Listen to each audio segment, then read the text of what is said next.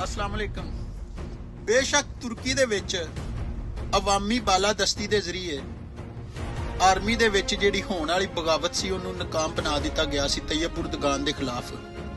लेकिन अल्लाह जानदा जिस दिन दी ओह बगावत नाकाम होई है तुर्कश आर्मी टुट भज दा शिकार हो चुकी है, क्योंकि उस नाकाम बगावत तो बाद कम अज कम 10 तो 15,000 तुर्कश आर्मी दे जिहड़े मेन अफीसर्स और जवान गिरफ्तार किए गए सन।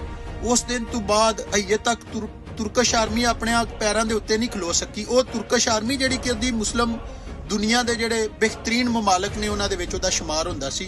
और उस तो बाद तैयब उर्दगान की तुसीं खामोशी भी वेख लो, मुख्तलिफ जगह के उत्ते फलस्तीन जंग होवे, ईरान अगे पिछे सारे मामलात आवाज़ उठानी उन्हें बिल्कुल छड्ड दित्ती है। हालांकि जिहड़ा हमसाया मुल्क ग्रीस है, बिल्कुल छोटा जिहा मुल्क है, वो भी हुण इस टाइम तुर्की तो अप हो गया। कदी वो वक्त सी कि तुर्कश त्यारे पूरा यूनान फिर के ग्रीस टुर जाते होंदे सन ते इन्हां दी जुरत नहीं सी होंदी कि तुर्की दे नाल गल करन। फिर Libya they which general मैमर Gaddafi लख इख्तलाफात सन अवाम दे नाल, उहदे छोटे मोटे मसाइल सन। लीबिया दी अवाम नूं हुण समझ रली है, वो जिहड़े 20 फेसबुक अकाउंट और 20 एडमिन जिन्हां ने इनकलाब का नारा ला के बगावत कराई सी, अजे तक उन्होंने तलाश करते हैं, उन्होंने नज़र नहीं आ रहे। लीबिया उस तो बाद तबाह बर्बाद हो गया उस इनकलाब तो बाद। फिर असी आने इराक की तरफ। सद्दाम हुसैन का दौर एक बड़ा सुनहरी दौर सी इराक दे विच। उत्थे भी बेशक अकलीयत और जिहड़ी सुन्नी और शिया जिहड़े मतलब मसलक दे लोग ने उन्हां दे छोटे मोटे मसाइल ते सन, लेकिन सहूलियात सारी अवाम नूं एक जैसियां लभदियां सन पईयां। इराक एक खुशहाल मुल्क सी। उदू उत्थे भी जो बगावत आई, बगावत का ऐलान होया सी या इनकलाब का ऐलान होया सी, इराक तबाह बर्बाद हो गया। वो लोग कहिए भी उन्होंने इनकलाबियां नूं ढूंढते हैं पे जिन्होंने नारे लाए सन। शाम दे विच वो उमर नामी राइटर जिन्हें झूठे इनकलाबी नारे लिखे सन दीवारां दे उत्ते, बेशक बशारुल असद जिहड़ा अकलीयत दे विच सी, लेकिन सुनिया दे नाल उहदे इख्तलाफात है सन, लेकिन कत्लो गारत नहीं सी है, छोटे मोटे मसाइल सन।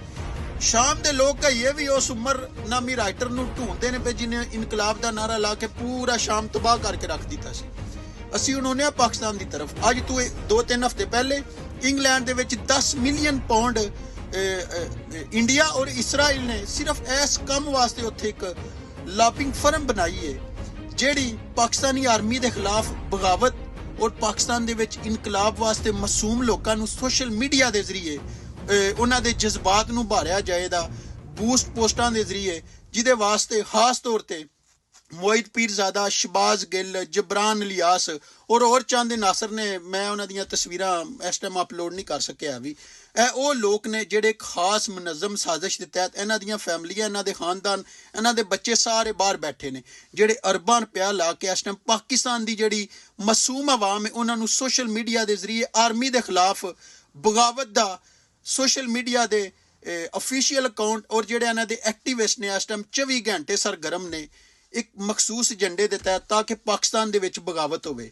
मैं पाकिस्तान दे मासूम आवाम नूं एक मैसेज देना चाहना वां, तुहाडे लख इख्तलाफात होंदे ने रियासती इदारियां दे नाल, सियासतदानां दे नाल अगे पिछे, लेकिन पाकिस्तान दे विच पाकिस्तान आर्मी और पाकिस्तान की अवाम के दरम्यान इस टाइम जिहड़ियां दूरियां पैदा करने की कोशिश की जा रही है, क्योंकि वाहिद मुल्क एक पाकिस्तान है जिहड़ा एटमी पावर है और जिहदी अमरीका, इसराइल, इंडिया, दुनिया के जिन्ने यहूदी ईसाई ममालक ने सारिਆਂ ਨੂੰ सब तो ज़्यादा टेंशन है।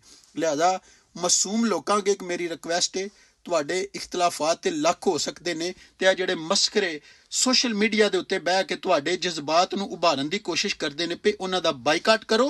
रियासती इदारियां दे नाल तुहाडे इख्तलाफात ने उन्हां नूं जमहूरी तरीके दे नाल बह के हल करो। ਇਹ ਜਿਹੜਾ ਤੁਹਾਨੂੰ बगावत और इनकलाब वास्ते उकसा रहे ने, जिन्हां मुल्कां दे विच भी बगावत या इनकलाब आया उन्हां दी तुसीं सूरत हाल वेख लो, उन्हां दी अवाम रुल के रह गई है, उन्हां नूं पनाह देण वास्ते भी कोई बंदा तैयार नहीं है भी। ते पाकिस्तान दे विच अलहमदुलिल्लाह असीं बड़े बाइज्जत तरीके दे विच रह रहे हैं, साडियां फैमिलियां हर चीज़ महफूज है। हाँ, अगर तुसीं रियासत दी रिट नूं चैलेंज करोगे तो उहदा रद्द अमल आवेगा। पाकिस्तान जिंदाबाद।